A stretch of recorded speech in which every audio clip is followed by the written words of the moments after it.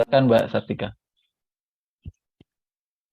Oke, terima kasih Mas Farid. Selamat datang teman-teman di panel 104 Adat dan Lokalitas Produksi Ketidakadilan Gender dan Kesadaran Kritis. Perkenalkan, nama saya Sartika. Hari ini saya yang akan menjadi chair untuk panel ini. Latar belakang saya saat ini saya menjadi staf pengajar di Departemen Hukum Adat Fakultas Hukum Universitas Gadjah Mada, dan selain itu saya di sini menjadi organizer dari Padepokan Perempuan Gaya. Untuk panel 104 ini, awalnya kita mempunyai 4 orang panelis. Ada Nicodemus Niko yang akan membahas tentang adat Dayak, kemudian Nisa, adat Aceh, Nur Fadilah yang sudah hadir di sini akan membahas konteks dari masyarakat Sulawesi, Bisu, Weni Ira akan membahas masyarakat dari suku anak dalam di Sumatera. Namun sayangnya dua panelis tidak bisa hadir. Jadi kita akan punya dua panelis di sini, Nur Fadila dan Weni. Yang mau presentasi dulu Nur Fadila atau Weni? Mbak Nur dulu deh. Yang oke. Nur Fadilah akan mempresentasikan makalahnya tentang keragaman gender dan seksual, posisi subjek calabai dan bisu dalam memenuhi hajat hidup masyarakat. Nah, Nur Fadilah ini belajar di Universitas Saweri Gading, Makassar.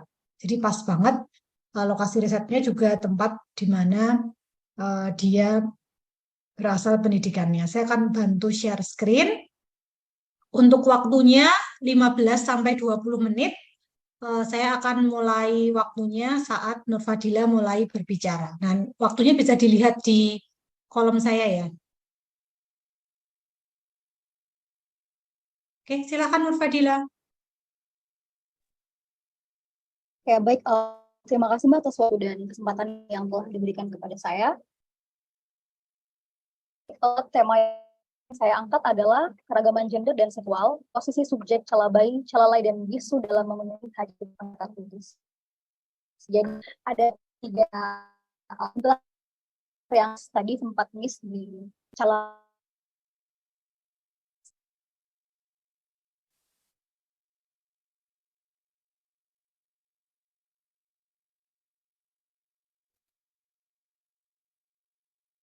Mbak Nur Fadila kayaknya frozen ya. Selatan tidak hanya mengenal ya Mas, Iya, suaranya hilang. nggak bisa ini ke slide selanjutnya. Suara saya masih tidak. Sekarang udah oke.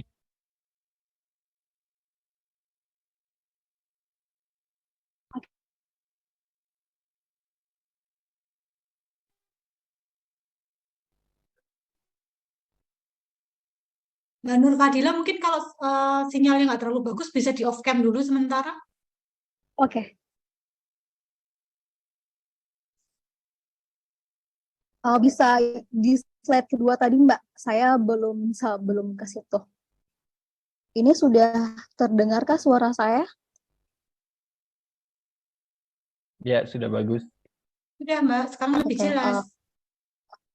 Oke, untuk di slide kedua, jadi yang akan saya bahas di sini bukan hanya identitas gender laki-laki dan perempuan, tetapi ada 3, yaitu yang pertama calalai, kemudian calabai, dan yang ketiga bisu. Calalai sendiri adalah perempuan dengan tabiat seperti laki-laki, di mana calalai ini adalah perempuan yang memang bekerja sebagai tulang punggung di dalam keluarganya dan mencari nafkah dan tidak memerankan peran feminin dalam artian tidak menikah, tidak melahirkan, tidak menyusui, sehingga perannya lebih banyak kepada peran-peran maskulin. Sedangkan untuk calabai sendiri, waria atau wanita pria, kalau di Bugis Makassar, kesehariannya adalah dalam ranah domestik.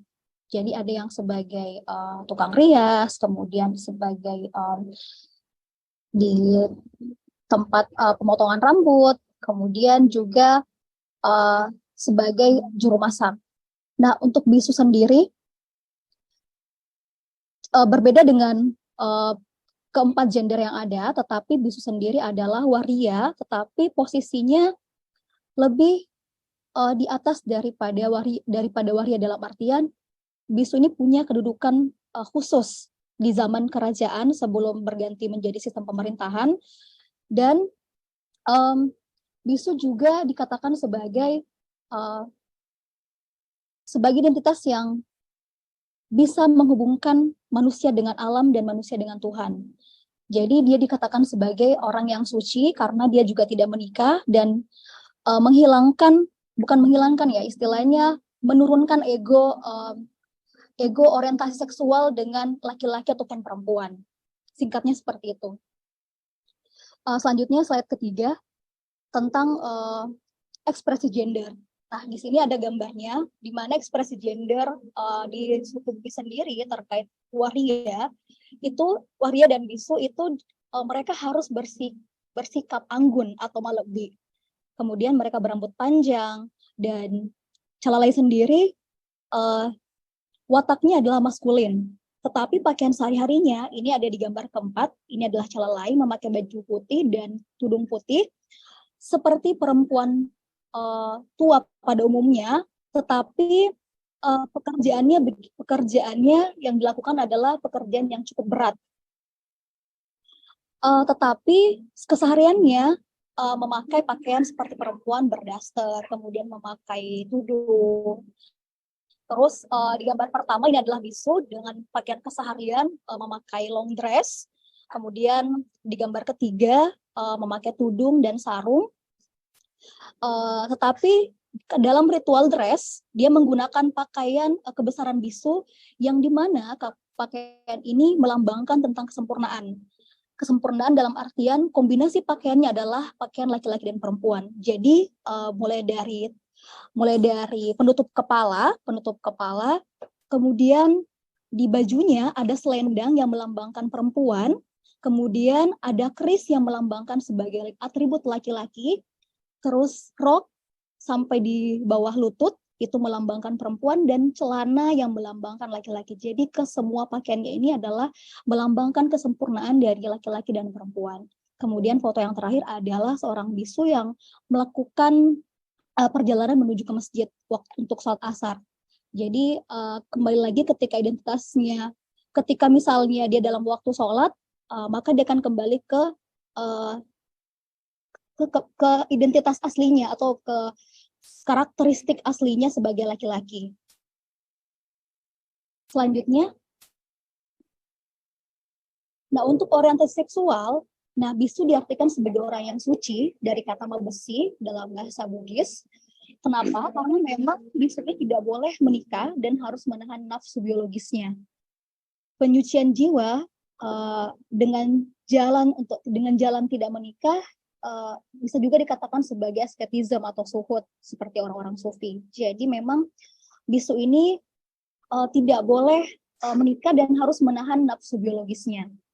Tetapi ada fakta yang cukup menarik karena sebelum menjadi bisu yang benar-benar 100% bisu, bisu ini punya laki-laki yang menemani dan mengetahui kehidupan bisu itu sendiri secara privat, yang dinamakan toboto, bisa juga diartikan sebagai kekasih bisu. Jadi laki-laki ini ada gambarnya, yang sebelah kanan itu adalah bisu, yang satunya itu adalah toboto. Jadi pria yang memang mengetahui dan menemani bisu selama dia hidup. Nah, tetapi kemudian karena bisu yang sudah menjadi yang sudah dibaiat atau dikatakan dalam artian sudah diirba itu adalah proses pembaiatan menjadi seorang bisu, maka dia tidak boleh lagi memiliki yang namanya toboto atau kekasih seperti itu. Karena sejatinya mereka punya pasangan dewata atau pasangan yang berasal dari Tuhan gitu, yang tidak bisa mereka lihat tetapi bisa mereka rasakan. Jadi ketika misalnya pasangan dewata calalai karena perempuan, otomatis pasangannya adalah laki-laki. Nah, kalau misalkan bisu karena identitas fisiknya adalah laki-laki, secara jenis kelamin dia laki-laki, maka pasangan dewatanya adalah perempuan. Dan ada satu fakta juga yang saya temukan di lokasi adalah yaitu waria yang menikah dengan perempuan dan mempunyai anak. Jadi mungkin ini ada yang setuju atau tidak setuju ya bagaimana orientasi waria, tetapi yang saya temukan dia mengklaim dirinya sebagai waria, tetapi dia pernah menikah dan mempunyai anak, dan pada akhirnya bercerai. Jadi itu ada fakta yang saya temukan di lapangan. Selanjutnya, nah masalah yang ada dari perbuatan mereka dari masa ke masa, ini yang menjadi resistensi dan juga posisi mereka yang diambang ketiadaan atau diambang kepunahan. Kenapa? Karena di awal peralihan sistem kerajaan ke pemerintah, sebenarnya bisu ini punya posisi yang strategis dalam wilayah kerajaan, yaitu pendamping raja, sehingga kehidupannya dijamin oleh raja, mulai dari kehidupan ekonomi, sosial, dan tempat tinggal, semuanya ditanggung oleh kerajaan. Nah, setelah berganti menjadi sistem kerajaan kepemerintahan, para bisu harus keluar dari istana dan menyatu dengan masyarakat, sehingga mereka harus bekerja membanting tulang. Nah, tidak berhenti di situ, masa kegelapan itu terjadi lagi tahun 1950-an, di mana pemberontakan Karmusakar DITI pada saat itu melakukan perlawanan, melakukan pemberontakan kepada bisu, waria, karena mereka dianggap melenceng dari agama Islam. Karena sebelumnya agama yang dianut oleh bisu ini adalah agama leluhur, yang memang tapi sebenarnya mereka juga mengklaim bahwa mereka agama Islam, hanya ada sisa-sisa agama leluhur. Nah, sedangkan Karmusakar waktu itu adalah istilahnya ingin menjadikan mereka itu Islam Puritan, kemudian ingin mensucikan mereka dari hal-hal yang dianggapnya sebagai sisa-sisa agama leluhur, sehingga banyak dari mereka alat-alatnya itu dibakar, dihancurkan, kemudian ditenggelamkan di laut. Kemudian mereka juga harus dipaksa menjadi laki-laki karena dianggap menyalahi kodrat. Jadi banyak dari mereka yang dipotong, harus digunduli rambutnya, bahkan ketika misalnya tidak ingin menjadi laki-laki, mereka akan dibunuh gitu, dengan cara melakukan operasi tobat atau penobatan. Dan sekarang tantangannya adalah secara personal mereka sudah merdeka, tetapi perannya sedikit demi sedikit mulai dikebiri di ranah ritual kebudayaan. Hal ini terjadi di kasus Harjadi Kabupaten Bone yang ke-692 tahun 2022 kemarin. Peran bisu itu tidak dilibatkan dalam ritual kebudayaan yang sebelum-sebelumnya, yang jauh sebelumnya, dari awal hingga akhir itu perannya selalu dihadirkan sebagai pembersih benda pusaka, tetapi tahun kemarin mereka tidak dilibatkan. Nah, kemudian upacara Mapalili yang selalu dilaksanakan setiap tahun di Kabupaten Pangkep, di mana bisu sebagai pemimpin ritual, itu dulunya kegiatan itu dilaksanakan selama 7 hari, tetapi kemudian menjadi 3 hari karena persoalan kondisi, keuangan, dan sebagainya. Kemudian sekarang mereka akhirnya yang dulunya waria itu menjadi ndoboting atau makeup artist, katakanlah makeup artist ya, ibu pengantin, sekarang mulai tersingkirkan oleh makeup artist. Jadi ndoboting atau makeup artis di zaman dulu itu berbeda dengan zaman sekarang, karena mereka punya ritual untuk mempercantik perempuan sehingga terlihat manglingi. Nah, sedangkan yang sekarang itu berbeda. Kemudian waria sebagai jenang atau juru masak juga tersingkirkan oleh usaha catering. Selanjutnya, modal bisu di masyarakat dalam mencapai posisi subjek. Nah, mereka bisa struggle dan bisa bertahan atau survive hingga sekarang karena meskipun posisinya atau dalam kuantitas mereka dalam jumlah yang sedikit, belum lagi isu yang selalu digoreng soal LGBTQ, kemudian sisa-sisa agama leluhur, mereka tetap bisa bertahan di masyarakat dan memiliki posisi yang cukup posisi subjek, lah katakanlah seperti itu, karena mereka punya modal. Ada beberapa modal yang saya klasifikasikan. Yang pertama adalah modal ekonomi, di mana mereka bekerja sebagai indoboting atau peras pengantin. Nah, yang sampai saat ini masih banyak yang memakai jasa calabai atau bisu sebagai peras pengantin karena dianggap mereka punya cening rara. Cening rara itu adalah mantra pemikat dibanding misalnya makeup artist pada umumnya. Kemudian tukang jahit, terus ada juru masak, tukang cukur. Di sini ada gambar-gambar yang bisa teman-teman lihat. Kemudian modal kultural, mereka punya pengetahuan tentang sejarah Bugis kuno yang tidak semua orang paham tentang sejarah tersebut, tentang Ilan Galigo, kemudian bahasa Torilangi atau bahasa Dewata, kemudian tari Magiri, Tari Magiri itu adalah tari yang dilakukan ketika ritual Mapalili atau ritual yang dilaksanakan pada akhir tahun menjelang tanam padi. Jadi tari Magiri itu adalah tari yang mengiris diri, yang bisa teman-teman lihat gambarnya menggunakan keris. Nah, kemudian ada benda pusaka yang mereka juga miliki yang tidak dimiliki oleh sebagian orang. Selanjutnya, modal simbolik. Nah, modal simbolik tidak lepas dari kekuasaan simbolik seperti jabatan atau mobil mewah, kantor, prestis, gelar, dan status tinggi. Nah, dalam hal ini adalah gelar bisu sebagai orang suci, pendeta Bugis kuno, pewaris budaya. Nah, itu mereka punya modal simbolik. Mereka juga punya rumah arajang atau rumah adat yang hari ini lebih bagus dari sebelumnya karena ini sudah dibangun yang kedua. Jadi mereka punya rumah adat sebelumnya dan ini digantikan lagi dengan rumah adat yang baru oleh pemerintah daerah. Kemudian modal sosial, pemimpin ritual keagamaan yang saya katakan sebelumnya bahwa mereka punya posisi yang sangat strategis sebagai ritual keagamaan, yaitu upacara tahunan, di mana tidak akan berjalan ketika bukan bisu yang memimpin ritual tersebut. Kemudian perkawinan, terus upacara Mapalili, dan penjaga benda pusaka atau rajang dan rakala. Ini rakala itu adalah bajak sawah. Jadi rakala inilah yang menyatukan mereka, yang menyatukan semua masyarakat untuk berkumpul di satu tempat tanpa melihat identitasnya mau tua, muda, ataupun waria, bisu, pemerintah, tokoh adat, atau agama. Itu mereka tidak akan melihat dalam hal identitas, karena benda inilah atau rakala inilah yang menyatukan mereka dalam upacara Mapalili. Selanjutnya,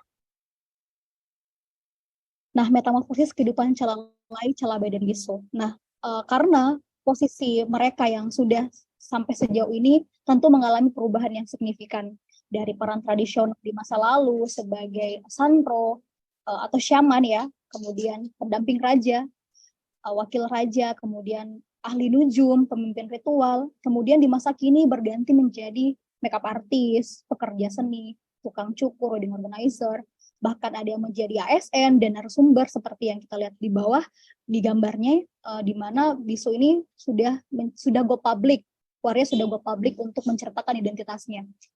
Kemudian pekerjaan sehari-hari karena mereka sudah tidak dibiayai oleh pemerintah dan tidak mendapatkan sudah tidak ada lagi tanah adat dari zaman kerajaan, mereka akhirnya harus bertahan dengan cara berkebun, berternak, bertambak udang. Nah, Calalai itu bertambak udang dan ikan. Kemudian waria ini ada yang menjadi penyanyi, ada yang menjadi MC. Terus yang terakhir adalah ini kebalik ya, yang terakhir adalah naik umrah dan haji. Jadi ini adalah terobosan baru bagi para waria di Bugis Makassar, bahwasanya meskipun orang-orang menganggapnya sebagai waria atau dipandang sebelah mata terkait identitas gender dan agama, tetapi mereka membuktikan bahwa sejatinya mereka laki-laki dan mereka punya kewajiban sebagai umat muslim. Dan banyak dari antara mereka yang melakukan perjalanan umrah dan haji. Dan tahun ini Bisu Eka yang di foto pertama ini masih dalam perjalanan di Tanah Suci. Kemudian sebelumnya pemimpin ritualnya juga melaksanakan umroh sampai di bulan Ramadan sampai Idul Fitri kemarin. Jadi mereka punya terobosan baru terkait keislaman yang sempat dan selalu dipertentangkan gitu, oleh orang-orang dari kalangan Islam yang fundamental. Oke. Terakhir, temuan sementara, barangkali nanti ada masukan dari teman-teman terkait hasil riset saya. Jadi pada dasarnya posisi subjek Calabai, Calalai, dan Bisu pada aspek kultural masyarakat Bugis menjadikan mereka bertahan dengan memanfaatkan modal sosial, kultural, ekonomi, dan simbolik, sehingga dalam ranah tersebut mereka menjadi aktor utama tanpa dibayang-bayangi oleh aspek sugesti yang masih ambivalen di masyarakat akar rumput. Nah, peran Calalai, Calalai, dan Bisu sebagai pemimpin ritual, kemudian juru masak, indoboting, penjaga pusaka, penghubung antara alam dan manusia, hingga manusia dan Tuhan, masih menjadi jalan alternatif masyarakat Bugis dalam menjawab permasalahan yang ada pada saat ini. Kemudian, hajat hidup masyarakat juga masih bergantung kepada mereka. Nah, di sisi lain, dalam ranah seksual yang mungkin banyak diperbincangkan atau banyak mendapat kritik terkait urusan rumah tangga dan seksual celabai atau bisu dan celalai, pada dasarnya celalai dan bisu itu tidak menikah dan memilih untuk hidup sendiri sebagai bagian dari penyucian jiwa untuk dekat dengan Tuhan dengan jalan asketisme. Kemudian masalah agama, mereka adalah Islam yang taat, yang melaksanakan ibadah sholat, puasa, zakat, dan begitupun juga celalai, meskipun dia perempuan dengan karakter maskulin, tetapi dalam kehidupan sehari-hari dia memakai pakaian perempuan, dan ketika sholat juga dia menggunakan pakaian perempuan. Begitupun sebaliknya, celabai juga seperti itu, dan bisu juga demikian. Mungkin itu saja. Apakah masih ada waktu, Mbak? Masih ada 1 menit 30 detik. Oke, Apakah terakhir masih yang mau? ada terakhir di penutup saya ada kata-kata dari salah satu informan saya. Dia sering mengatakan bahwa kami tidak pernah menyalahi kodrat, kami hanya menjalani kodrat. Ini kutipan dari pernyataan dari salah satu bisu Eka, dari bisu Eka. Mungkin itu closing statement dari saya. Terima kasih, semoga ada masukan dan saran dari teman-teman. Terima kasih atas pemaparannya, Nur Fadilah. Sangat menarik. Mungkin kalau hari ini tuh kita menyebutnya transpuan, transmen ya. Atau mungkin bisu queer. Nah, itu nanti bisa kita jadi bahan diskusi ya teman-teman. Untuk presentasi dari Nur Fadilah ini. Nah, selanjutnya kita akan mendengar presentasi dari Weni. Oke, sebentar saya siapkan dulu. Waktunya 15 sampai 20 menit ya, Wen. Saya hitung sejak Weni nanti mulai berbicara. Oke, Mbak. Terima kasih. Apakah share screen-nya kelihatan? Kelihatan? Oke, silakan Wen. Iya, selamat siang semuanya. Saya Weni Ira Reverawati. Sehari-hari saya adalah staf pengajar di Universitas Nuri Hamzah, dan kebetulan saya juga ada di hire dengan Pundi Sumatera, dan ini adalah hasil analisis saya dan penelitian saya di Pundi Sumatera sebagai gender spesialis. Oke, judulnya adalah Kebijakan Inklusif Pemenuhan Hak Kesehatan Reproduksi Perempuan Adat, yang mana perempuan adat di sini adalah perempuan suku anak dalam di wilayah Dampingan Pundi Sumatera yang ada di 2 kabupaten di Jambi. Oke, lanjut Mbak.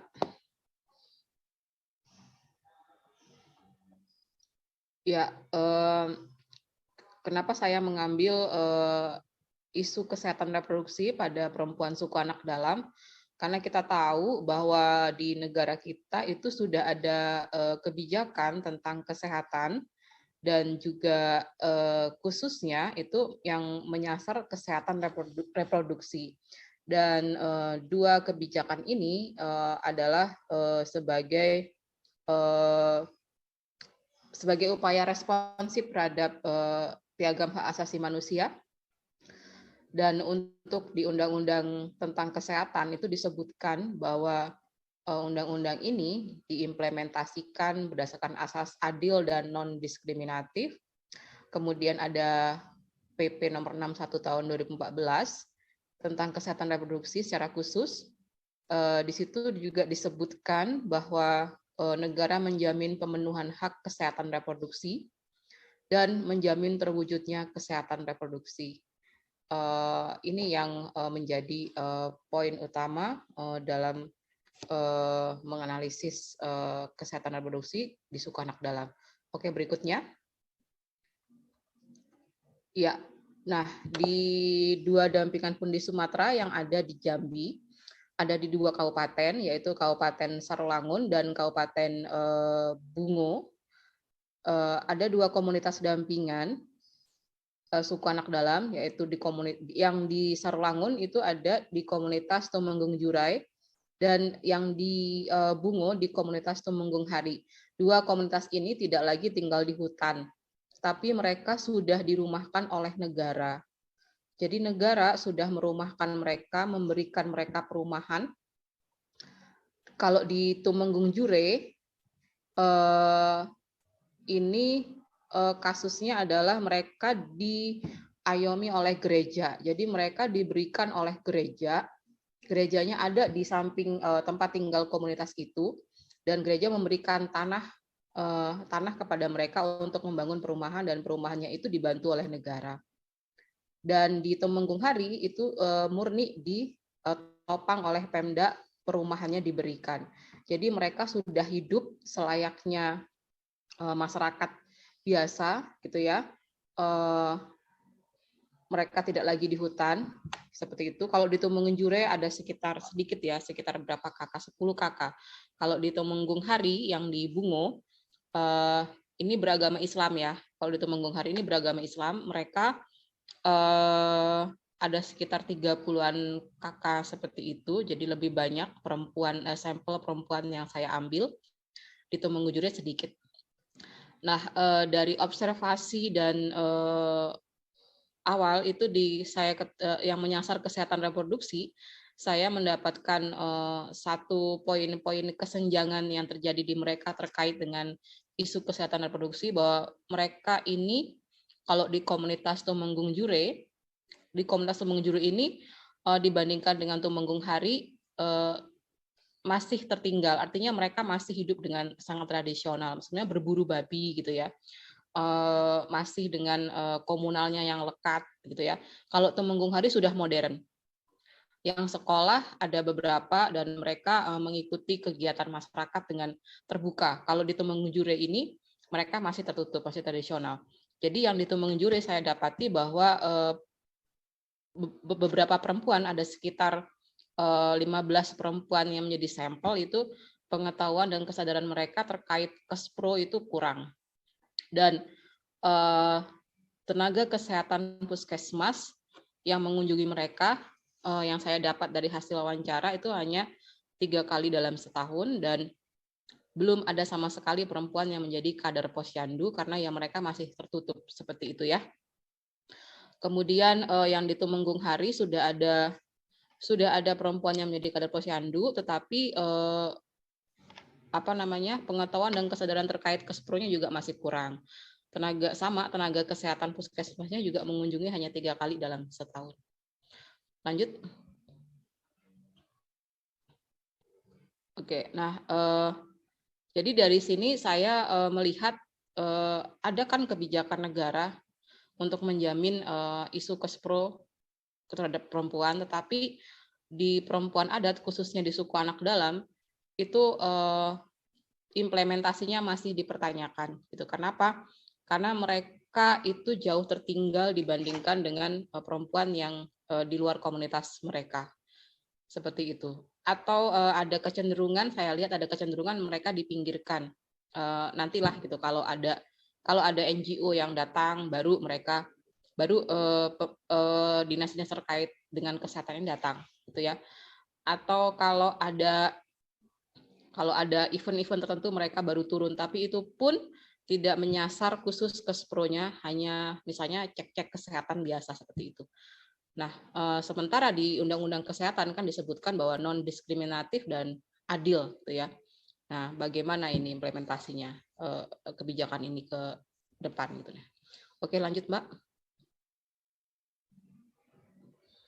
Ya, nantinya pemaparan penelitian ini dengan metode kualitatif deskriptif yang akan mendeskripsikan seperti apa pola kesenjangan mereka dan seperti apa kebijakan itu, apakah mencapai inklusif atau tidak. Oke, lanjut. Lanjut. Oke. Ya. Nah, saya menganalisisnya dengan gender analysis pathway pertama gitu ya. Secara umum saya mendapati bahwa yang menjadi poin utama awal dari kesenjangan itu adalah masih terjadinya pernikahan anak di dua komunitas itu, karena posisi perempuan ini kan subordinat di dua komunitas itu, gitu ya. Mereka kalau sudah tumbuh payudara dan sudah haid pertama itu langsung boleh diproses untuk menikah kalau ada yang melamar. Jadi pernikahan anak sangat tinggi di sini. Kemudian ada poin mereka sudah mengenal KB, di dua komunitas ini sudah mengenal KB, terutama kontrasepsi yang Depo-Provera untuk 3 bulan itu, tapi mereka kurang tahu KB-KB itu apa sih jenisnya. Pokoknya datang ke bidan, mereka minta KB, kemudian bidannya menawarkan ya udah suntik aja gitu ya, suntik KB yang 3 bulan, iya mau. Itu aja yang mereka tahu. Selebihnya mereka nggak tahu sama sekali, dan mereka tidak tahu apakah saat hamil itu mengalami masalah kesehatan atau tidak. Yang mereka tahu ya kontrol aja sesuka mereka, tapi itu pun nggak banyak gitu ya, hanya sekali atau 2 kali. Dan pengalaman mereka menyebutkan bahwa di komunitas mereka itu kematian bayi baru dilahirkan sangat tinggi, dan terdapat kasus keguguran di kehamilan usia muda. Oke, berikutnya. Ya.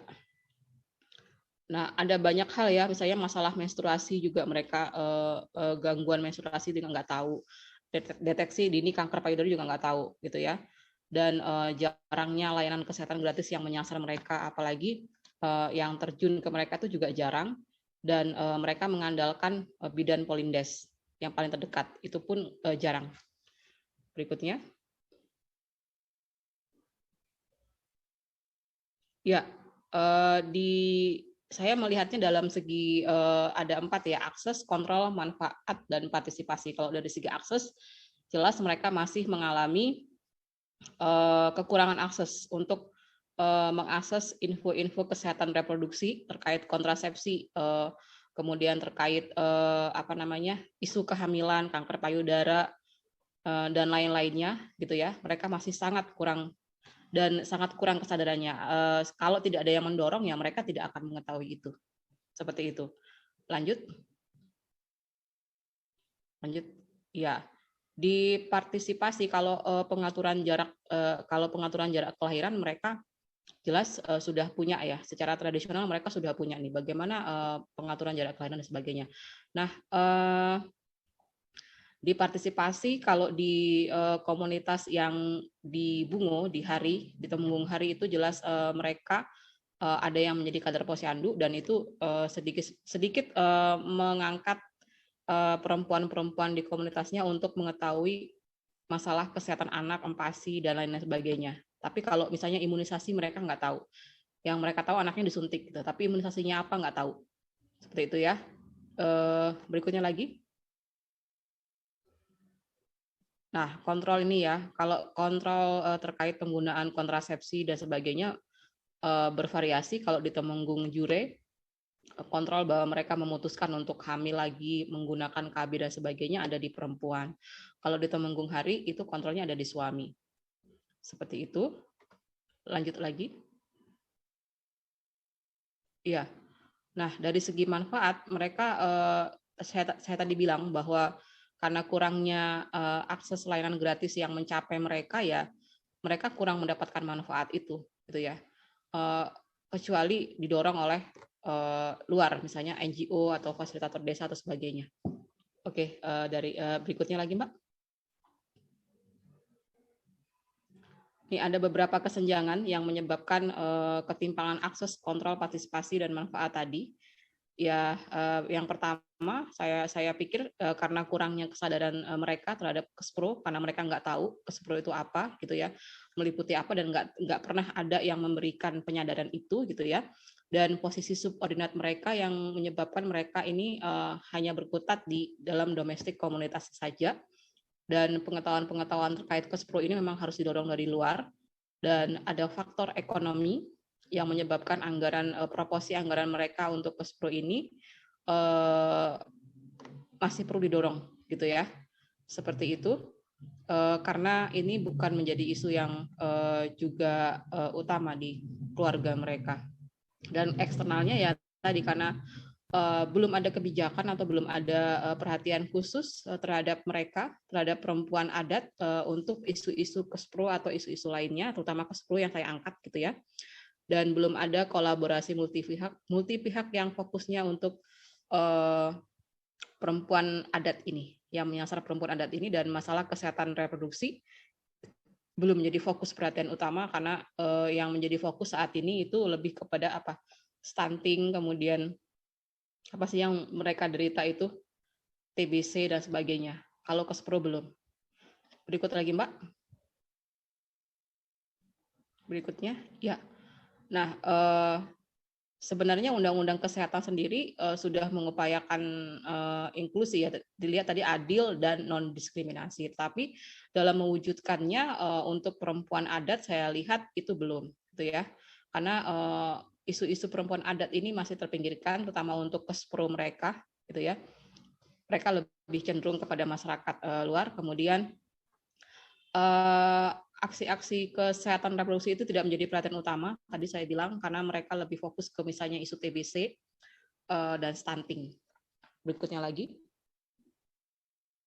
Ya, tenaga kesehatan yang diandalkan untuk menjangkau komunitas mereka, ya tenaga kesehatan terdekat seperti Polindes dan Puskesmas itu pun jarang, kalaupun ada kegiatan formal yang mengharuskan mereka turun ke komunitas, baru mereka ada.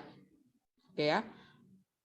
Kemudian kunjungan, kalaupun ada di kasusnya Tumenggung Jure, kalaupun ada kunjungan itu setahun 3 kali. Mereka mengaku, tenaga kesehatannya mengaku bahwa sebenarnya mereka ingin datang ke lokasi, tapi ini terkait anggarannya nggak ada, gitu ya. Kalaupun ada, mereka harus sukarela ke sana, dan mereka merasa bahwa itu terkait waktu dan anggaran ini sangat signifikan bagi mereka. Padahal masalah-masalah itu sangat banyak yang harus mereka tangani. Kemudian yang diharuskan adalah fokus khusus penanganan Kespro yang menyasar mereka ini harus menjadi perhatian khusus pemerintah setempat, baik lokal maupun nasional. Oke, itu aja Mbak.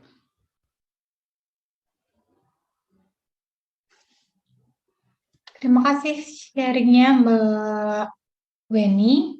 Waktunya masih sisa 5 menit. Apakah masih ada lagi yang mau disampaikan? Nggak ada Mbak. Oke. Nah, kalau sudah cukup, kita akan memasuki sesi tanya jawab. Oke, mungkin untuk teman-teman yang baru bergabung, sedikit saya highlight dari presentasi kedua panelis kita. Yang pertama ada Mbak Nur Fadilah, dia sharing tentang ekspresi gender yang beragam dari pengalaman masyarakat di Makassar. Ada Calalai, ada Cabalai, dan ada Bisu. Kemudian Mbak Weni sharing dari pengalaman yang ada di Sumatera tentang bagaimana kesehatan reproduksi yang ada di sana. Nah, ini sudah ada yang raise hand. Silahkan Abdullah Emir. Terima kasih Mbak Sartika. Sebelumnya selamat siang semuanya. Saya Abdullah Emir Pramudia dari perwakilan Safe Janda. Saya ingin bertanya, pertama-tama saya mau apresiasi dulu tentang paparannya luar biasa. Dua-duanya bagus ya, saya lihat ya.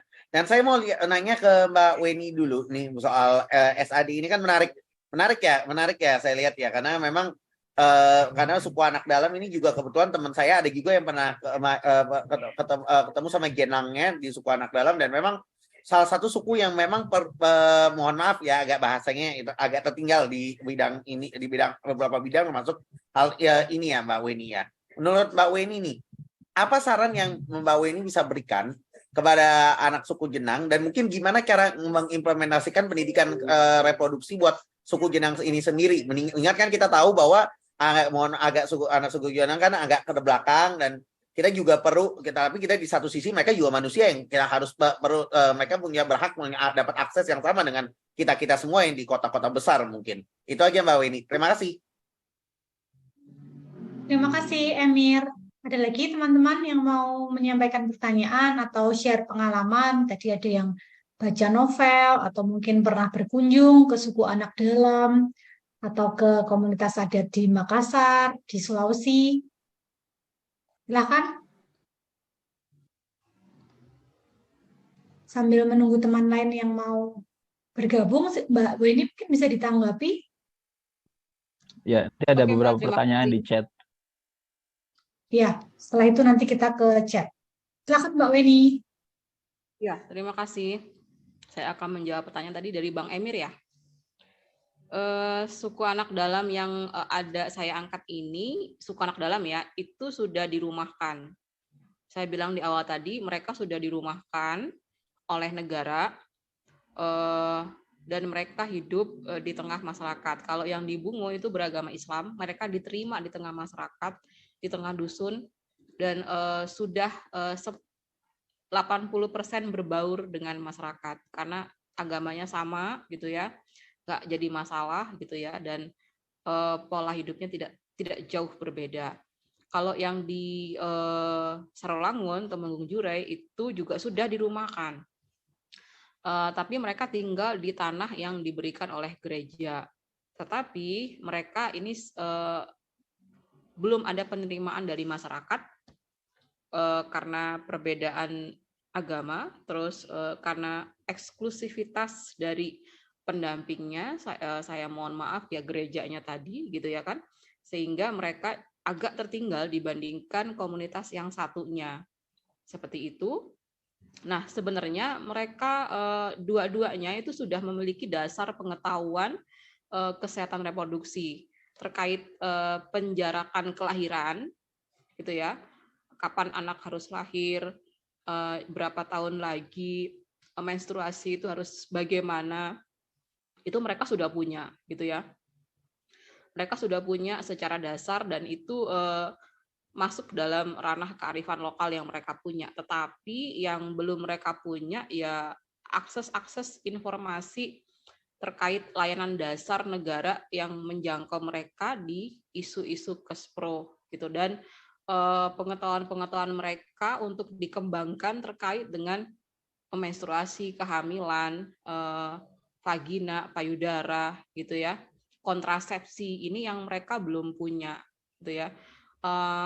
Selama ini mereka hanya menurut gitu loh. Kalau tadi saya bilang bahwa mereka hanya menurut, datang misalnya kalau KB ya datang aja ke bidan, Bu saya mau KB, ya udah nurut aja, dikasih depo Provera gitu ya, atau suntik KB tadi itu. Mereka nggak tahu KB seperti apa, jenisnya bagaimana, dan mereka juga nggak tahu imunisasi anak. Mereka tahu ke posyandu misalnya, tapi mereka nggak tahu imunisasi anak itu jenisnya apa. Pengetahuan ini harus didorong oleh berbagai pihak. Yang pertama ya negara ya harus mendorong ini. Artinya negara ini harus punya kebijakan khusus yang menyasar perempuan adat pada isu-isu Kespro gitu ya, untuk perlindungan mereka di Kespro. Kemudian isu-isu kesehatan lainnya, itu terutama kalau saya Kespro tadi ya, karena ini penting gitu, karena mereka juga masih tadi pertimbangannya mereka masih mengalami pernikahan anak gitu ya, pernikahan anaknya masih tinggi di situ gitu kan, dan ini perlu pendidikan Kespro lebih lanjut. Mereka nggak bisa mencari tahu sendiri, mereka perlu didorong oleh kebijakan negara, oleh tenaga kesehatan, oleh banyak pihak yang terlibat dalam pendampingan mereka, NGO, perguruan tinggi, tenaga kesehatan setempat, dinas kesehatan setempat, itu perlu didorong. Yang seharusnya ada kebijakan khusus yang menangani mereka, yang sifatnya afirmatif gitu ya, yang khusus sementara, nggak bisa disamakan dengan perempuan di luar komunitas mereka yang langkahnya itu lebih 100 langkah dari mereka. Artinya sarannya bahwa untuk pendidikan Kespro ini ya perlu didorong, siapapun yang terlibat dan bersentuhan dengan komunitas mereka itu harus bekerja sama, multi pihak bagi saya, menurut saya multi pihak, untuk mendorong pendidikan kesehatan reproduksi bagi mereka, terutama terkait pernikahan anak dulu deh gitu ya, pernikahan anak, kemudian kehamilan dan kontrasepsi gitu ya, imunisasi dan lain-lain sebagainya.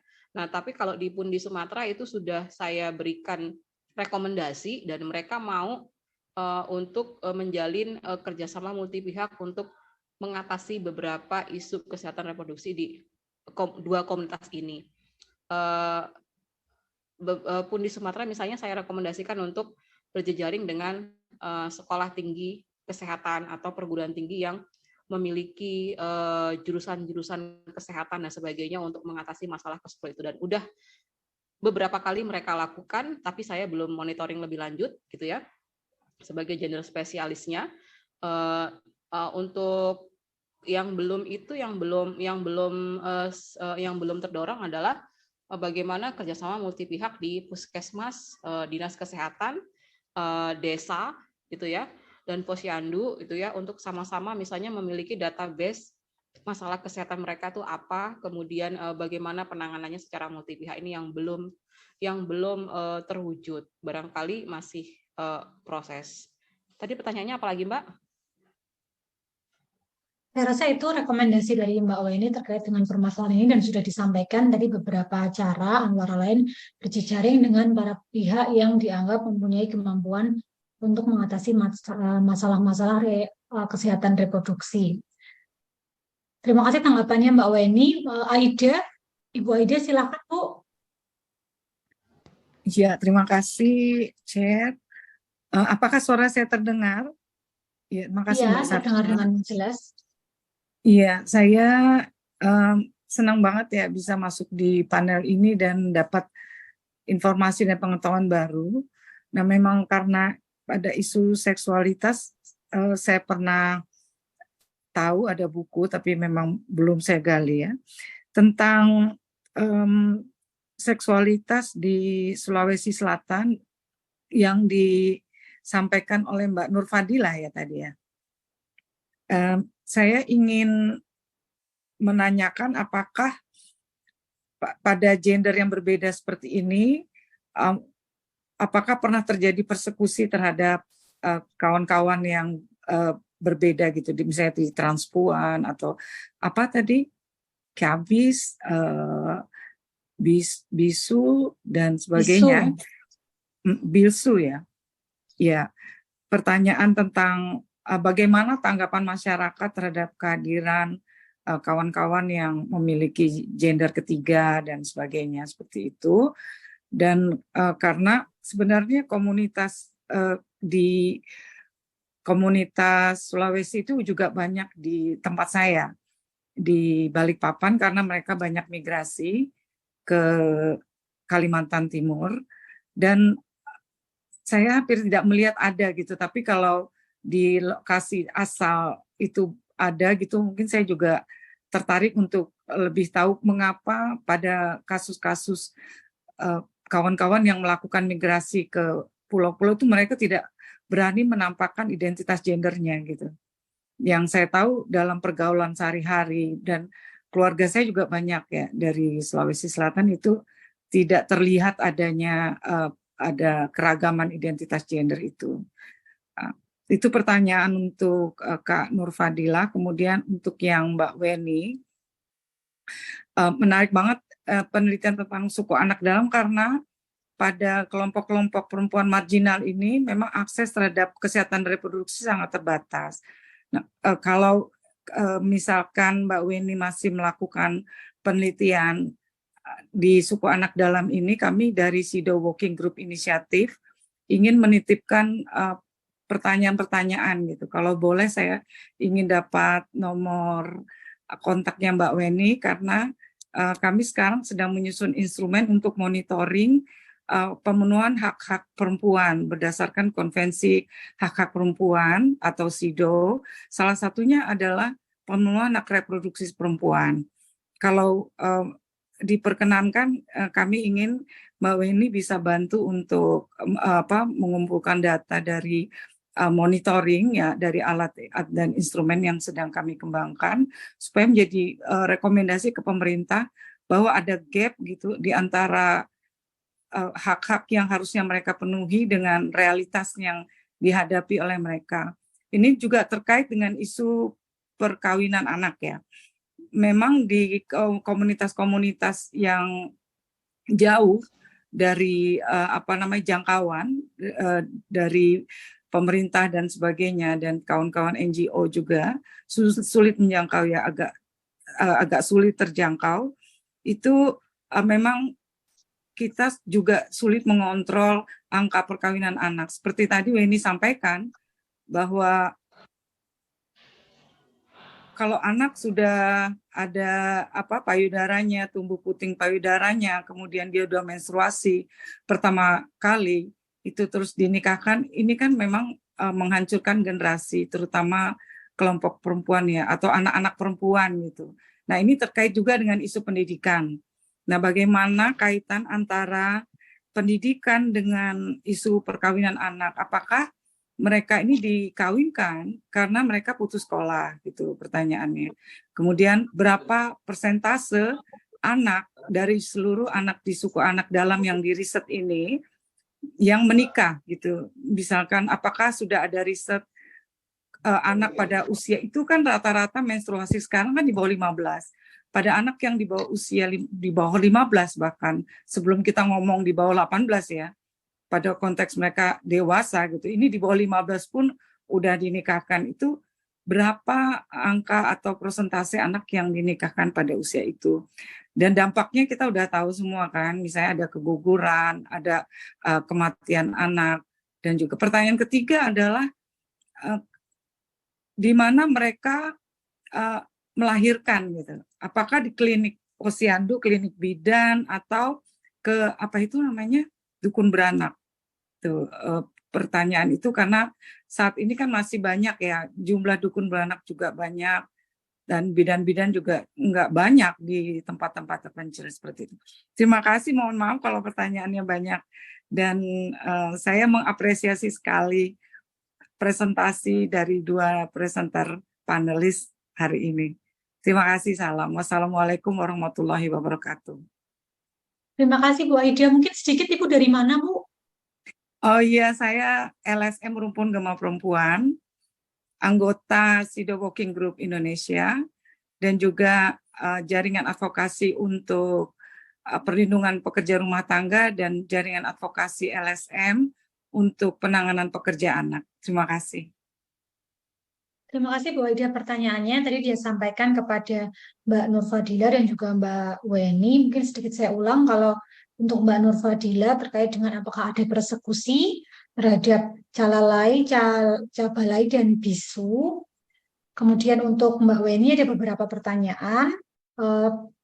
Yang pertama terkait dengan kepentingan Ibu Aida sendiri di dalam komunitasnya yang sedang melakukan monitoring sejauh mana itu mungkin untuk dibantu difasilitasi. Kemudian juga apakah ada hubungan antara pendidikan dengan isu kawin anak dan berapa banyak jumlah masyarakat yang menikah dan secara spesifik melakukan kawin anak. Kemudian juga di mana perempuan-perempuan dari komunitas adat yang diteliti oleh Mbak Weni melahirkan, apakah di klinik atau di dukun. Silakan Nur Fadilah dulu untuk bisa menanggapi. Baik, terima kasih pertanyaannya Mbak. Jadi yang pertama terkait persekusi. Nah, kalau di Bugis, Sulawesi Selatan, tepatnya di Kabupaten Pangkep, karena ini lokasi penelitiannya adalah di Kabupaten Pangkep, yang memang notabene-nya di situ kompleksitas keragaman gender itu tumbuh. Dan memang masyarakat di sana, itu saya temukan sama sekali nyaris tidak pernah, katakanlah misalnya mengolok-olok, atau mungkin memberikan perlakuan buruk terhadap waria, mereka itu posisinya sama, Mbak. Nah, itu yang saya lihat. Jadi tidak mungkin sebagian orang melihat waria itu mungkin masih dipandang sebelah mata atau mungkin masih anti misalnya, tetapi kalau di suku Bugis sendiri tadi sebelumnya sempat saya jelaskan bagaimana pergulatannya dari masa ke masa itu memang sebelumnya mereka punya tempat dan kedudukan yang spesial, kemudian berganti lagi mendapatkan fase-fase yang gelap bagi mereka karena terkait identitas gender dan juga persoalan agama yang tidak Islami menurut orang-orang yang orang-orang konservatif gitu memandang bisu. Kemudian sekarang mereka sudah mengaku dirinya merdeka, dan memang di masyarakat Bugis khususnya Pangkep sendiri, waria itu ya sama dengan teman-teman laki-laki dan perempuan. Hanya saja mungkin persekusi bisa dikatakan sebagai persekusi ketika misalnya peran mereka yang dulunya punya posisi strategis itu dihilangkan, sehingga mereka tidak mendapatkan ruang yang harusnya mereka di situ. Nah, itu mungkin yang saya bisa tekankan, bahwa posisi subjek cala bayi atau posisi subjek bisu itu sedikit mulai terkikis. Nah, sehingga mereka tidak memiliki ruang atau tempat yang seharusnya mereka dapatkan seperti sebelumnya, itu karena ya posisinya sudah bisa digantikan, kemudian ketika ritual adat itu sudah bisa digantikan dengan orang lain, sudah digantikan oleh pemangku adat. Nah, di sini yang menurut saya persekusi kecil-kecilan, atau katakanlah mereka fungsinya atau perannya terkikis. Tetapi untuk misalnya keseharian para waria atau cala bayi, sama sekali nyaris tidak ada atau dipandang sebelah mata. Begitupun dengan calalai dengan yang jumlahnya hanya satu ya. Jadi calalai itu hanya jumlahnya hanya satu, dan memang tidak pernah ada orang yang misalnya tiba-tiba datang ujuk-ujuk ke rumahnya, kemudian membombardir alat-alat atau misalnya ritual, benda-benda ritualnya, karena mereka punya benda ritual di dalam rumahnya. Setiap bisu itu punya, begitu juga calalai. Kemudian cala bayi juga ketika misalnya ada pesta pernikahan, itu mereka turut hadir. Jadi waria juga ikut berkumpul, kemudian membantu misalnya memasak, atau misalnya dalam perkawinan mereka dilibatkan, sehingga mereka orang-orang tuh merasa tertolong dengan kehadiran para waria, karena mereka punya modal sosial, modal kultural, modal ekonomi yang bisa membantu masyarakat itu untuk memenuhi hidup atau hajat masyarakat. Jadi nyaris tidak ada persekusi terhadap waria. Hanya saja ketika mungkin ada persoalan di pemerintahan yang mungkin terkait identitas KTP dan sebagainya, tetapi saya pernah mengecek di KTP mereka tertulis misalnya laki-laki. Mereka menuliskan identitas secara biologis bahwa mereka laki-laki, dan mereka juga mengakui bahwa iya saya laki-laki, tetapi ya saya seperti ini begitu. Jadi memang mereka juga tidak menafikan tentang tentang tubuh biologisnya sebagai laki-laki. Seperti itu, Mbak. Mudah-mudahan bisa menjawab pertanyaannya. Terima kasih. Terima kasih. Terima kasih. Fadila. Terima kasih, Fadila. Selanjutnya pertanyaan tadi dari Bu Aida kepada Mbak Weni. Oke, Ibu Aida, terima kasih. Saya mencoba menjawab yang sepanjang saya ketahui. Undi Sumatera sedang berjuang untuk mendorong anak-anak perempuan di dua komunitas ini mendapatkan akses pendidikan, karena hanya 0,1% anak perempuan yang saat ini bisa mengakses pendidikan. Selebihnya itu masih di generasi pernikahan anak. Misalnya di komunitas Tumenggung Hari, itu satu anak perempuan yang sudah kuliah. Sekitar 3 atau 4 itu SMK, 6 atau 7 itu 3 SMP, 6 atau 7 SD. Selebihnya itu di generasi yang terputus, nggak mendapatkan akses pendidikan sama sekali, seperti itu. Atau mereka ada beberapa mereka ini misalnya SD sudah selesai menikah, SMP selesai menikah, itu aja. Nah, yang saat ini di kurun waktu 2019 sampai hari ini, tadi satu yang kuliah 3 SMA, 3 SMA, SMK ya, 4 atau 5, 6 SMP, 5 SD. Itu anak perempuannya. Yang anak laki-lakinya banyak lebih dari itu. Seperti itu. Dan saya bersedia untuk membantu Ibu Aida terkait dengan hajatnya nanti gitu ya. Dan mereka ini kalau dari segi melahirkan itu masih 30% menggunakan tenaga bidan, dan selebihnya masih ke dukun. Seperti itu, Bu. Itu kayak tadi Mbak pertanyaannya ya. ke bidan atau enggak. Kalau pendidikan masih sedikit. Dan Pundi Sumatera mendorong itu karena ya tadi Pundi Sumatera melawan atau apa ya, untuk mengurangi pernikahan anak ini karena tinggi sekali angka pernikahan anaknya. Itu makanya di generasi yang 2000-an ke bawah ini itu didorong untuk mengakses pendidikan. Ada beberapa hal yang sudah dilakukan oleh Pundi Sumatera. Mereka bekerja sama dengan kampus yang mau memberikan beasiswa, kemudian mendorong mereka, misalnya kalau mereka menikah, ada yang lulusan SMK gitu ya. Kalau mereka menikah ya mereka ke UT, tapi mereka belum tertarik ke UT gitu ya. Selebihnya ini masih SMK kelas 3. Kita lihat perkembangannya seperti apa gitu ya. Kalau SD 5. Nah, kalau di Temenggung Jure yang tradisional, masih tradisional dan tertutup dia, itu belum ada anak perempuannya yang duduk di perguruan tinggi karena masih kecil-kecil semua.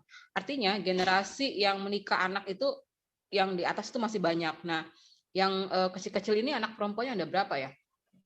Ada sekitar 7 kalau enggak 6 gitu ya.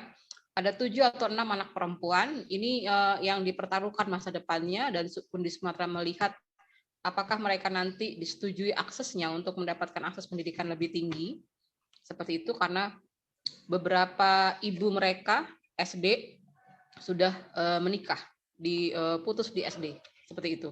Nggak banyak ya yang di SD 1-2 aja, tidak banyak seperti itu.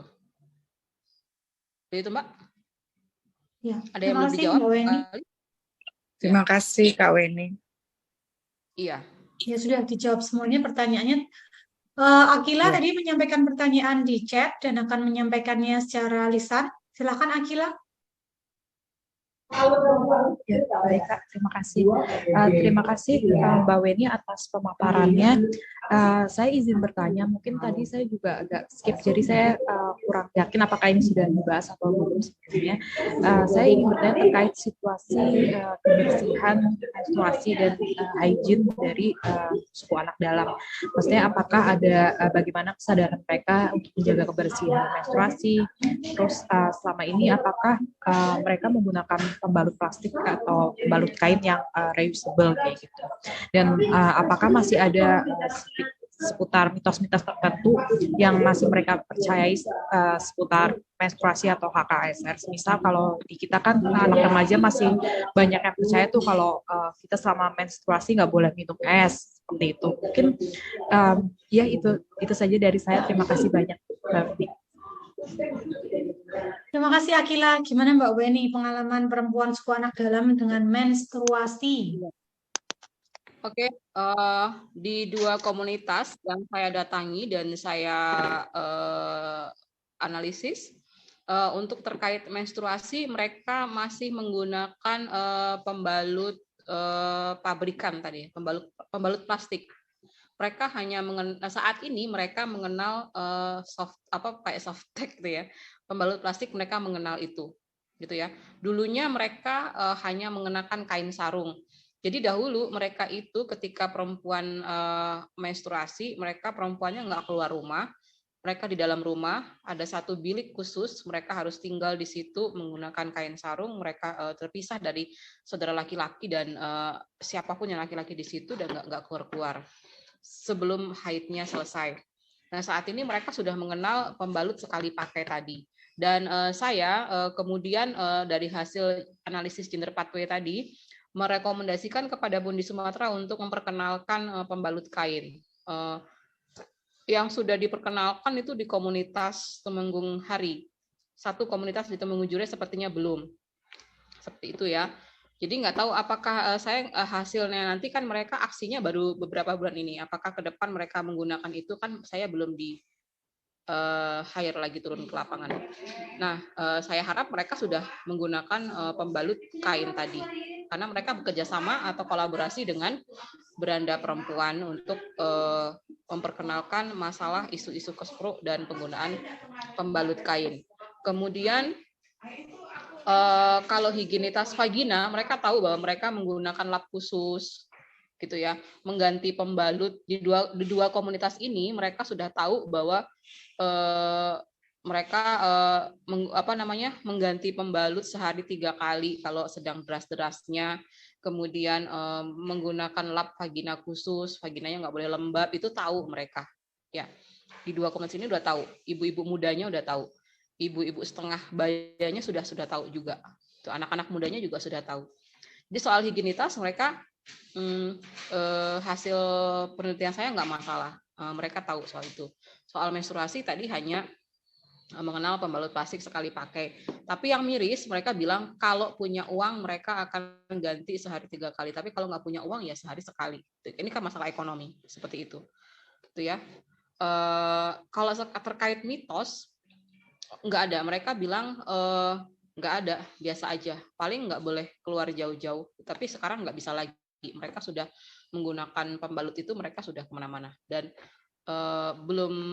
belum pernah saya dengar mitos-mitos tertentu yang mereka minum es atau apa, nggak ada mereka seperti itu. Itu Mbak. Oke, terima kasih pertanyaannya dan jawabannya Mbak Weni. Ini ada 2 pertanyaan lagi dari Mas Hartoyo dan Lili Rahim. Silakan Mas Hartoyo. Iya, terima kasih Sartika. Saya mau nanya ke ini ya, sorry saya agak ketinggalan tadi. Mau nanya soal yang budaya di bisu. Kebetulan saya aktivis LGBT ya, dan saya sendiri sih belum pernah menulis tentang bisu ini atau calalai.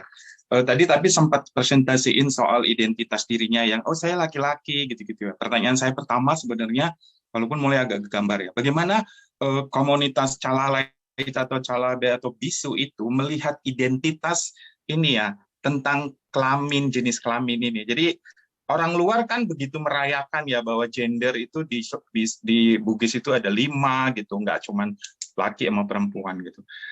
Apakah mereka itu memahami bahwa mereka itu kaya akan identitas itu gitu, atau mereka terpengaruh oleh pengetahuan yang biner gitu ya, laki perempuan? Itu pertanyaanku yang pertama. Yang kedua, saya sebenarnya ingin tahu, sayangnya memang karena ini penelitinya bukan bagian dari komunitas itu, jadi pasti agak sulit ini soal seksualitas mereka gitu ya. Jadi bisu itu kan dalam konteks masyarakat Bugis itu suci, sakral gitu, dan publik melihatnya kan itu. Saya pertanyaan nakal saya sebenarnya, apakah masyarakat itu kalian temuin gitu, peneliti itu terhadap seksualitas mereka gitu. Jadi kayak apakah mereka benar-benar suci, kayak misalnya praktek-praktek seksual Romo yang katanya suci, tapi kan sebenarnya di balik layar kan juga ada juga yang melakukan praktek-praktek seksual yang diam-diam tapi dilakukan gitu ya. Nah, di bisu itu sendiri pernah apa enggak terlihat itu gitu ya, atau dibicarakan desingan-desingan itu gitu. Kemudian yang ketiga, komunitas LGBT dalam konteks yang lebih luas. Nah, saya tahu bahwa masyarakat Bugis itu cenderung benar, yang kayak orang Sulawesi itu cenderung menerima katanya, mungkin karena pengaruh ada kebudayaannya. Tapi dalam konteks sekarang itu, bagaimana masyarakat melihat seksualitas LGBT di dalam konteks yang lebih luas gitu. Misalnya ada gay, ada lesbian, hidup bersama dan orang tahu oh ya itu memang gay, yang apa yang mereka pacaran gitu. Menurut peneliti ini kerasa apa nggak bedanya dengan tipikal masyarakat Indonesia umumnya? Itu aja pertanyaanku. Terima kasih.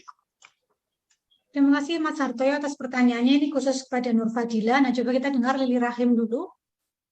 Silakan. Lili. Iya. Iya, Bu Saya Lili, matikan silakan. kamera Mbak ya. Jadi Ya. sebenarnya saya ada chat di room chat. Jadi saya meminta tadi panelis kita Mbak Nur Fadila menjelaskan perbedaan antara calabai dengan transpuan. Karena sebenarnya identifikasi kita terhadap perbedaan ataupun persamaan keduanya itu bisa menjawab pertanyaan Mas Toyo dan Mbak Aida tadi. Nah, Mbak Aida itu kalau transpuan itu banyak sekali persekusi di Makassar dari zaman ke zaman. Berbeda dengan calabai yang digambarkan oleh Mbak Fadila yang terjadi di Pangkep. Karena secara budaya memang masyarakat Bugis itu sudah tahu, berterima, dan sejarahnya beriringan dengan sejarah peradaban manusia, orang-orang Bugis sendiri. Tapi di konteks bicara tentang transpuan dengan aktivitas sosialnya, terutama sama di besar itu sudah sangat berbeda. Penerimaan masyarakat secara sosial dan secara budaya itu sudah berbeda. Persekusi itu berlangsung dari zaman ke zaman. Kalau zaman Orde Baru itu persekusi dilakukan oleh aparat militer kepada para transpuan. Lalu kalau belakangan ini ya dilakukan oleh kelompok-kelompok apa sih istilahnya itu Islam radikal atau apa gitu ya yang merasa bisa menghukum orang lain itu. Jadi mungkin bisa panelis menjelaskan ini apa perbedaannya secara signifikan? Apakah dari eranya, zamannya, atau memang kedudukan secara sosial dan secara budaya itu berbeda? Itu yang mungkin perlu mendapat gambaran bagi audiens, terutama yang bukan dari Tanah Bugis ya. Mas Toyo, aku nantang ke Tanah Bugis dong, kita teliti seksualitas 3 gender ini. Iya, siap Mbak. Saya malah kepingin banget. Saya belum kenal kepangkep. Yuk Mbak, nanti kapan-kapan kita janjian. Peran kontak aja Mbak Lili Mas Hartoyo di chat. Oke ya, ini ada 2 pertanyaan, semuanya ditujukan kepada Mbak Nur Fadila. Mas Hartoyo bertanya tentang identitas jenis kelamin, bagaimana melihatnya ya, utamanya karena Mbak Nur Fadila bukan bagian dari anggota komunitas itu, kalau saya betul memahaminya. Kemudian juga dalam praktek seksualitas calalai, cabalai, bisu, apakah benar gitu? Mereka memang sesuci yang dirumorkan, atau kita juga bisa tentu saja mengkritik konsep suci, sebagaimana tadi Sylvia Tiwon mengkritik ya, nasionalisme ya apa dulu gitu.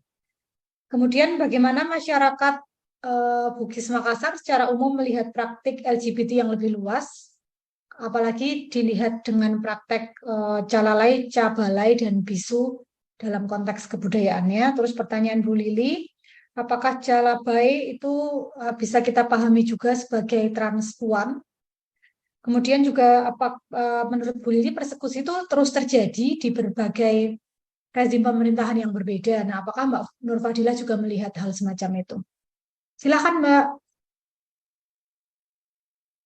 Ya, terima kasih pertanyaannya keren-keren dan menarik, dan ini juga pertanyaan yang seringkali saya tanyakan kepada para narasumber saya, Calabai, Calal, dan Bisu. Tapi sebelumnya yang ingin saya jelaskan terlebih dahulu bahwa Calabai, Calalai, dan Bisu ini mereka adalah masyarakat awam dengan umur yang berbeda-beda, ada yang sudah 50-an, 60-an, dan jujur saja ketika saya bertanya terkait soal gender, apakah mereka mengerti tentang gender misalnya, atau mereka pernah dengar tentang LGBT atau misalnya gay, homo, dan segala macam, mereka sama sekali tidak bisa menjelaskan itu, dan asing. Istilah itu benar-benar asing di telinga mereka. Mereka hanya bisa menjelaskan bahwa ya saya ini calabai, saya ini calalai gitu, saya ini bisu. Ada beberapa yang paham, cukup paham tentang apa itu gender, tetapi tidak semua bisa mengerti tentang apa sebenarnya LGBT ini atau apa sebenarnya gender ini. Mereka tidak sampai ke sana pemahamannya, tetapi mereka menjelaskan dirinya bahwa saya calabai dengan berpenampilan seperti ini, saya suka misalnya laki-laki. Kalau calalai saya bisa 90% menjamin bahwa benar-benar suci. Kenapa?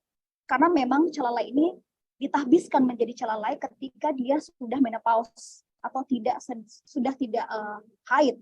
Kemudian dia betul-betul tidak memiliki orientasi seksual kepada laki-laki ataupun perempuan, dan dia calalai ini memang tidak menikah, tidak punya anak, dan hidup sendiri dan menafkahi dirinya sendiri. Gitu. Jadi calalai ini bisa saya katakan bahwa benar-benar tidak punya hasrat seksual ya, artinya dia menurunkan hasrat seksualnya kepada lawan jenis. Dan ketika saya berkunjung ke rumahnya, kalau misalnya ada laki-laki, dia tidak berani kalau misalkan ada laki-laki yang datang ke rumahnya. Atau misalnya waria sekalipun, teman warianya itu harus ada teman yang menemani atau ada orang lain, jadi tidak berdua. Terus kemudian terkait soal calabai di Bugis Makassar ya, mungkin nanti akan saya lanjutkan terkait tingkatan calabai di Bugis Makassar itu ada 3. Itu yang mungkin bisa membedakan kenapa bagaimana tingkatan calabai di Bugis Makassar itu dengan transpuan yang kita pahami. Nah, terus yang kedua tadi sebenarnya sempat saya singgung di makalah saya terkait rumah tangga dan seksual. Jadi memang di penelitian yang saya temukan bahwa bisu yang benar-benar sebagai bisu Tungkek Nalino ya, atau calabai Tungkek Nalino atau bisu dewata, mereka memang tidak boleh memiliki pasangan atau istilahnya toboto atau kekasih bisu. Tadi ada saya jelaskan tentang kekasih bisu. Orang yang menemani atau orang yang mengerti tentang kehidupan privat, rumah tangga, dan perasaannya bisu. Nah, mereka punya itu dan mereka mengakui bahwa ya saya punya cem-ceman, katakan seperti itu. Saya punya pacar, atau saya punya suami misalnya. Tetapi itu terjadi sebelum dia ditahbiskan atau direbah atau dibaiat menjadi bisu Tungkek Nalino atau benar-benar bisu. Jadi ketika dia menjadi calabai, ya dia masih punya teman-teman laki-laki atau orang yang mereka temani. Dan setiap bisu punya toboto atau misalkan atau katakanlah anak yang mereka angkat, laki-laki yang mereka angkat sebagai anak yang kemudian nantinya anak ini akan dibiayai hidupnya sampai dia menikah. Jadi bisulah yang akan menikahkan laki-laki ini yang tinggal bersama dia yang menemani. Jadi bukan sebagai bahwa bisu akan menikah atau misalnya punya hubungan seksual dengan si laki-laki atau anaknya. Tetapi kemudian anak inilah yang akan dibiayai hidupnya oleh bisu sampai akhirnya dinikahkan sebagai bentuk terima kasih karena toboto atau laki-laki ini telah menemani bisu selama dia hidup. Gitu. Jadi tidak hidup selama bisu itu hidup. Jadi tidak tinggal bersama. Jadi dia dinikahkan dengan boleh pilihan dari bisu, boleh pula pilihan dari laki-laki tersebut. Jadi saya juga tidak ingin terlalu naif bahwa apakah sesuci yang mungkin teman-teman baca di beberapa riset atau mungkin buku, yang mereka mengakui bahwa mereka juga dulu pernah menyukai misalnya katakanlah laki-laki atau seseorang misalnya. Tetapi ketika dia sudah dibaiat menjadi bisu, dia sudah katakan bahwa saya sudah tidak seperti itu lagi. Sebelumnya ketika dia menjadi calabai, masih ada orientasi atau masih ada rasa ingin memiliki seseorang atau perasaan terhadap seseorang seperti itu. Nah, kalau misalkan nanti ada yang miss mungkin nanti bisa ditanggapi. Terus yang ketiga, tadi apa ya Mbak yang ketiga terkait masyarakat melihat ketiga gender ini ya? Yang dari Mas Hartoyo atau yang dari yang masih Mas Hartoyo tadi. Yang ketiga tadi kayaknya belum. Gimana masyarakat umum melihat LGBT? Kan jadi satu sisi kita punya diskursus LGBT, satu sisi di Bugis Makassar ada calalai, cabalai, dan bisu. Nah, apakah misalnya kita melihat Mas Hartoyo gandengan sama pacarnya? Kalau di mana tadi di Sulawesi sana kan oh ya biasa aja orang jalan, atau pacarnya Mas Hartoyo perlu bisu dulu supaya Mas Hartoyo bergandengan tangan itu bisa diterima dengan baik gitu. Sebenarnya kalau terkait itu tidak secara terang-terangan ya Mbak. Jadi di Bugis Makassar itu mereka tidak secara terang-terangan misalkan memamerkan pasangannya atau teman jalannya. Biasanya hanya di circle mereka saja. Ketika misalnya mendengar, oh dia lagi dekat dengan seseorang, tetapi itu tidak dijadikan sebagai publik atau bagian dari yang bisa dilihat atau menjadi konsumsi publik. Tetapi itu ada. Itu ada dalam arti ini bukan bisu ya, tetapi dalam konteks calabai atau transpuan. Jadi tidak dilihat secara luas oleh masyarakat umum. Artinya itu benar-benar menjadi privatnya, dan sebagian masyarakat juga masih minim terutama di di daerah Pangkep, Segiri itu masih minim terkait soal isu LGBT. Mereka hanya taunya laki-laki laki-laki suka sama laki-laki, perempuan suka sama perempuan. Tapi untuk istilah-istilah homo, biseks atau segala macam, mereka istilah itu kurang familiar di telinga mereka, kayak gitu. Mereka kurang familiar dengan istilah seperti itu. Tapi mereka tahu bahwa ini laki-laki suka sama si laki-laki ini nih, sama laki-laki gitu. Perempuan sama perempuan, tapi tidak tahu istilahnya apa gitu. Bahkan Bisu sendiri kayak ketika saya memaparkan fenomena tentang kalau misalkan laki-laki sama laki-laki itu tanggapannya gimana? Dia juga nggak setuju, kayak ya nggak boleh lah gitu, kayak ya nggak dong. Terus ini kan juga ini gimana itu, kayak ya nggak dong.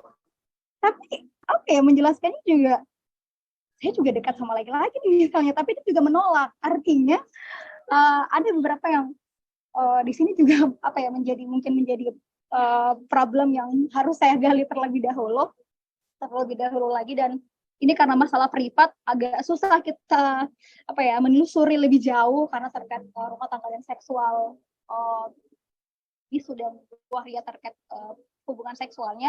Tapi sedikit yang saya gambarkan tadi bahwa mereka bisa membedakan di mana mereka harus bersikap yang memang tidak boleh punya pasangan ketika dia sudah menjadi bisu. Nah, oleh karena itu, kenapa kemudian populasi bisu itu sedikit, tidak sebanyak calabai, karena mereka tahu bahwa ketika menjadi bisu, karena kan untuk menjadi bisu itu kan adalah waria terlebih dahulu. Jadi bisu adalah waria, tapi waria belum menjadi bisu. Karena susah untuk mengarah ke sana. Bagaimana kemudian kita harus menurunkan ego seksualitas, kemudian bagaimana kita harus bersikap jujur, kemudian kita harus belajar tentang sejarah Bugis, kemudian bagaimana pengetahuan Bugis sejarah kuno, membaca bahasa Torilangi, Lontara, itu sulit untuk dipahami. Hanya orang-orang tertentu yang bisa, dan yang pastinya untuk sampai ke sana itu ada panggilan spiritual. Itu info yang saya dapatkan. Jadi tidak serta-merta bahwa ketika perekrutan menjadi bisu itu ya langsung, tetapi juga harus melalui panggilan jiwa atau panggilan spiritual. Seperti itu, Mbak. Terus terakhir ya, kalau perbedaan calabai dan transpuan, sebenarnya kalau secara pengertian ini hampir sama, Mbak. Cuman calabai ini kan berasal dari bahasa Bugis ya. Berasal dari bahasa Bugis. Yang kenapa kemudian saya tidak mengganti transpuan, karena menurut saya ini adalah karakteristik yang membedakan mereka dari misalkan dari daerah lain. Karena memang ini dikenal dengan istilah calabai. Mereka tidak mengetahui apa transpuan, transmen, transgender, queer. Mereka tahunya calabai, calalai, dan bisu. Mereka tahunya itu. Sejak dulu produk pengetahuan yang dibangun adalah calabai. Dan dalam sejarah, saya menemukan beberapa referensi bahwa tingkatan calabai itu di Bugis Makassar itu ada 3 untuk sampai kepada calabai Tungkak Nalina atau bisu. Jadi mungkin nanti bisa jadi gambaran juga bahwa dalam tingkatan calabai di Bugis Makassar itu ada 3. Yang pertama calabai Kedo-Kedonami. Calabai Kedo-Kedonami artinya dia sebenarnya laki-laki tulen, tetapi pura-pura menjadi perempuan. Gitu. Sebenarnya dia hetero tetapi pura-pura menjadi perempuan. Nah, kemudian Pacalabai itu adalah waria, gitu, yang bisa yang orientasi seksualnya bisa laki-laki dan tidak pada perempuan. Dan terakhir adalah calabai Tungkak Nalina yang dikategorikan sebagai bisu, yaitu orang yang waria yang sudah tidak lagi memikirkan persoalan duniawi ataupun dalam hal ini katakanlah hubungan atau seksualitas.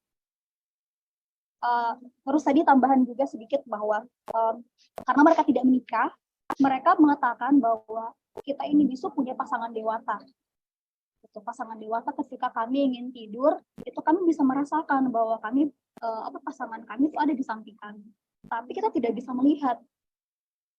Saya ulang lagi bahwa ketika calalai punya pasangan dewata berarti dalam konteks ini berarti suami laki-laki. Begitupun sebaliknya bisu dengan identitasnya, dengan fisiknya sebagai laki-laki, maka pasangan dewatanya adalah perempuan. Mungkin itu, Mbak. Kalau ada yang mungkin nanti bisa ada tanggapan. Terima kasih. Terima kasih Nur Fadilah, sangat menarik sekali pembahasan tentang adat dan seksualitas itu nggak akan ada habisnya, tapi sayang waktunya sangat terbatas dan kita perlu mengakhiri sesi ini di 5 menit lagi. Jadi saya rasa saya tidak akan membuka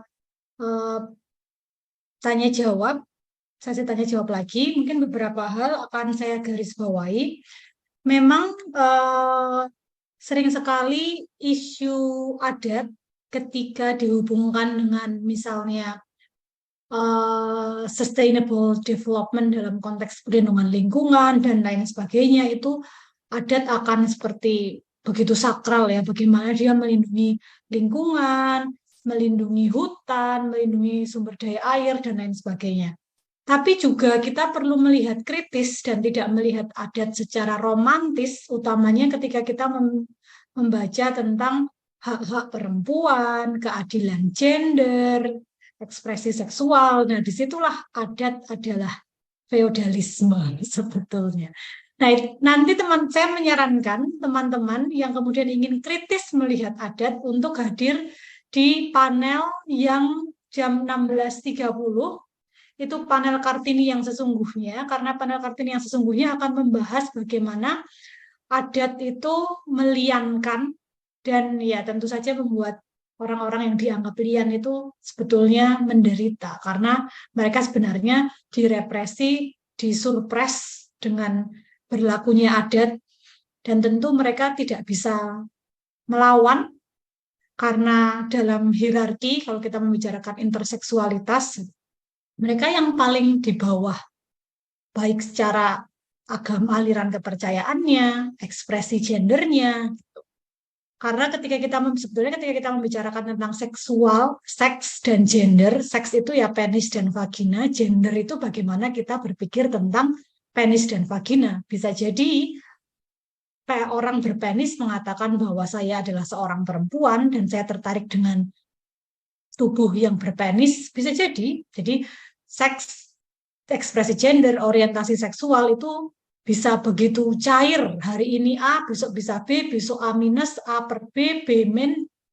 Itu sangat-sangat beragam gitu. Nah, nanti Mas Hartoyo akan share tentang pengalamannya menjadi diliankan dan relasinya dengan Kartini. Jadi saya sangat mendorong teman-teman yang masih penasaran gitu di sini tentang gimana sih ini adat untuk hadir di sesi yang sore nanti. Kemudian yang kedua, terkait apa yang di-sharingkan oleh Weni dan Nur Fadilah tadi, bagaimana kemudian perempuan gitu khususnya dan juga berbagai macam ekspresi gender mempunyai kedaulatan atas tubuh, itu juga sangat erat kaitannya dengan bagaimana penguasaan mereka atas lingkungan yang ada di sekitarnya. Kalau Weni tadi menceritakan, ya ketika mereka tidak dekat lagi dengan alam, dengan hutan, dan lain sebagainya, tentu mereka akan kesulitan untuk mengakses kebutuhan mereka sehari-hari, dan kemudian bergantung dari apa yang datang dari luar. Nah, padahal ketika menggantungkan sesuatu yang datang dari luar, aksesnya juga belum tentu mudah. Misalnya untuk mendapatkan uang, orang harus bekerja, padahal akses terhadap pekerjaan formil maupun informil juga dengan standar pendidikan dan lain sebagainya yang mereka miliki, mereka juga akan sulit untuk bersaing. Kemudian di sisi lain, Nur Fadilah, satu sisi Calalai, Cabalai, dan juga Bisu dalam perjalanannya, mereka yang dulu dianggap sebagai para pemuka kepercayaan yang sakral, bergeser menjadi artis-artis, para seniman, dan kemudian juga berusaha untuk bernegosiasi dengan agama, dan mereka juga supaya tidak dianggap lian, menjalankan ibadah haji, umroh, dan lain sebagainya. Nah, itu kan sebetulnya cara-cara mereka untuk berstrategi menghadapi perubahan-perubahan dinamika zaman. Jadi kita bisa lihat bahwa dari kedua presentasi Nur Fadilah dan Weni, adat itu berkembang begitu dinamis sesuai dengan perkembangan masyarakat, politik, ekonomi, dan sosial yang ada di sekitarnya.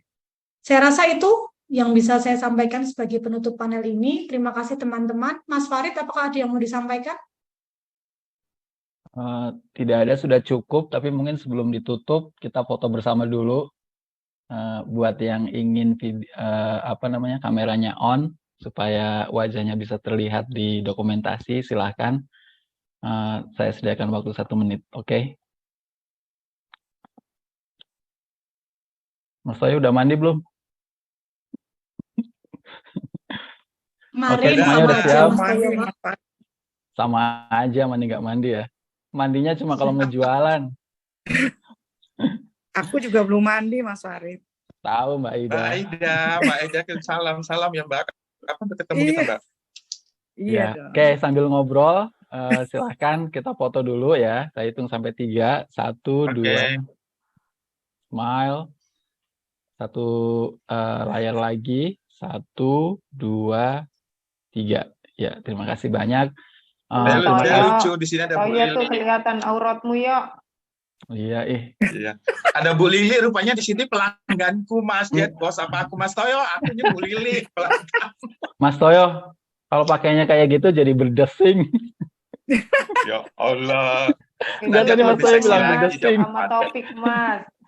Ya, sekali lagi terima kasih Mbak Sartika, terima kasih Mbak Nur Fadila, Mbak Weni for presentasi dan diskusi panel yang sangat engaging. Ternyata banyak sekali yang bisa dielaborasi ya.